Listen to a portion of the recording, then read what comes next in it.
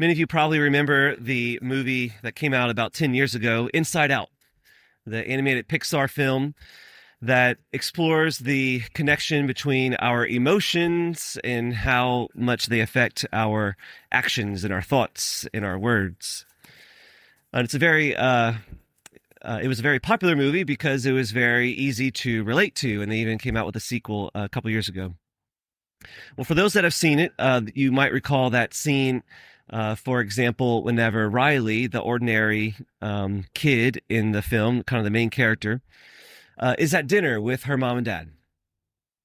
And the mom just tries to engage in ordinary dinner conversation, asks her a question, and at this particular time in the story, the only three emotions that Riley has that are operating right in that moment is fear, disgust, and anger. So none of those three are particularly positive. So they're conversing amongst themselves, fear, disgust, and anger, which one of them should really kind of take control of the situation. And so finally, disgust goes first and takes control. And so Riley responds with kind of a comment of disgust in response to her mom's question. And so then the mom's emotions are kind of all talking to each other and trying to figure out, okay, that was weird. How do we respond to that comment? And so then the mom just tries again, another ordinary question like, how was school today?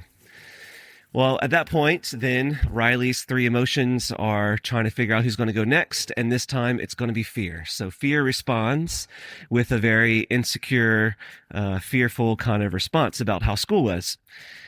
And then the mom is really confused, realizing that Riley's definitely not making sense at this point, and so doesn't quite know how to handle the situation, but is trying to make some peace at the table, and so looks across the table towards her husband, the dad, hoping that he can maybe provide a little assistance.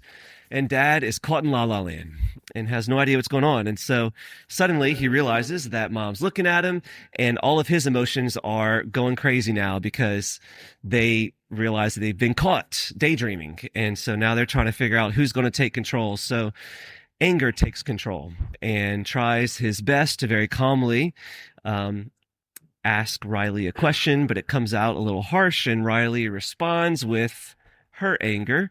And suddenly the dad's anger and Riley's anger are going at it. They're rolling their eyes, they're banging their fists on the table, and they're making harsh comments to each other. And finally it ends with Riley storming off to her room. And what makes this scene so relatable is that we've kind of all been there, haven't we? Where it's like just an ordinary, normal dinner, and we don't even know what happened, but all of a sudden it just tanked. It just went sour. We don't know how we got here, but all of a sudden no one's in a bad mood. No one's in a good mood. And it's amazing how our emotions can just like go all over the place, just like that. And I believe that many of us, unfortunately, live our lives this way, where we're kind of like these emotional yo-yos. We're just like up and down and up and down. It's like we're up whenever the person says something kind. We're down whenever the person says something rude. And then we're up whenever things are kind of going smoothly. And then we're down whenever they're kind of going off out of plan. And we're just up and down our emotions. And you just never quite know. And whenever we live our lives this way, the people that are close to us and around us tend to kind of feel like they have to walk on eggshells around us. It's like they're not quite sure how we're going to react. But it's so easy to live like this because, let's be real, like emotions are a real part of our experience. Like we have to reverence our emotions. They're real. But the good news is that there's so much more to the human person than emotions. The good news is that we do not have to simply be enslaved by our emotions. We also have an intellect and a will. We get to put our emotions in order, and we get to choose how we will respond to situations.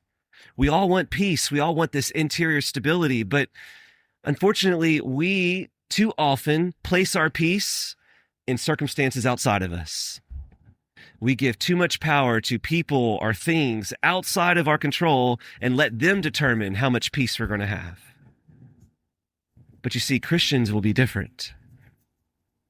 Christians are set apart. We have something different, namely the grace of Jesus inside of us. I share this because the readings today are about being prepared. And the Lord tells a parable about how important it is for us to live our lives in such a way that we are always prepared.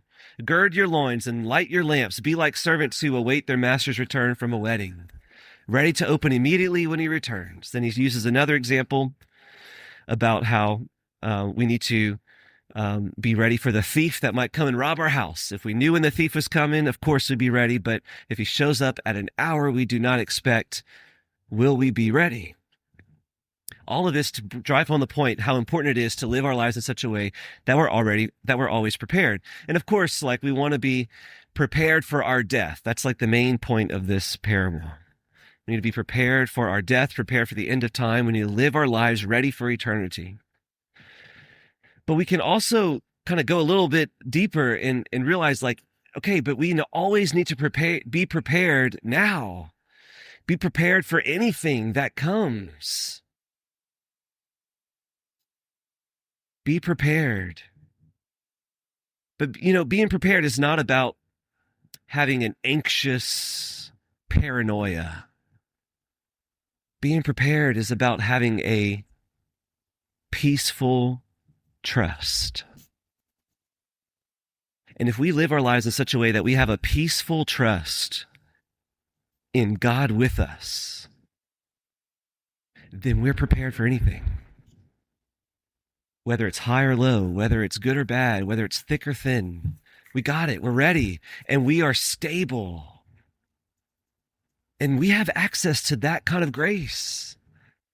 But brothers and sisters, too often we neglect that kind of grace. And we just live our lives self-sufficient and prideful and taking matters into our own hands and getting so up in arms all over the place with every kind of emotion, letting our emotions drive our whole life. Instead of putting it in order, instead of living in the peaceful trust of God and letting our intellect and will order our emotions so that we can be stable. So I ask you tonight, who or what has too much power over your peace right now? Who or what is determining how much peace you have? Because so many times we're like, okay, I will be at peace. I will be happy when I get a raise. I will be at peace when my child stops being sassy. I will be at peace when my spouse is not so moody. I will be at peace when, etc., etc. But let me tell you something. There's only one person that gets to decide how much peace you have, and that's you. No one else. No one else gets to make that decision but you. You get to decide. And look, Jesus, of course, he unfortunately never promised that we won't suffer. He never promised that your kids will always behave. He never promised that you'll always make straight A's. He never promised that, there'll never be a traffic jam. He never promised that the stock market won't plummet. He never promised that the weather won't get too hot or too cold. He never promised any of that. But he did promise, I am with you always. That's the kind of promise that keeps us different.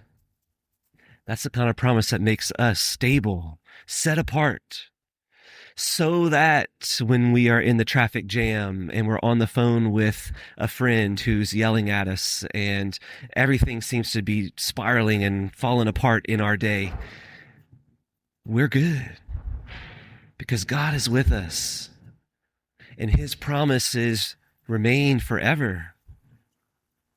There's a peaceful trust in the God with us that gives us a freedom like nothing else.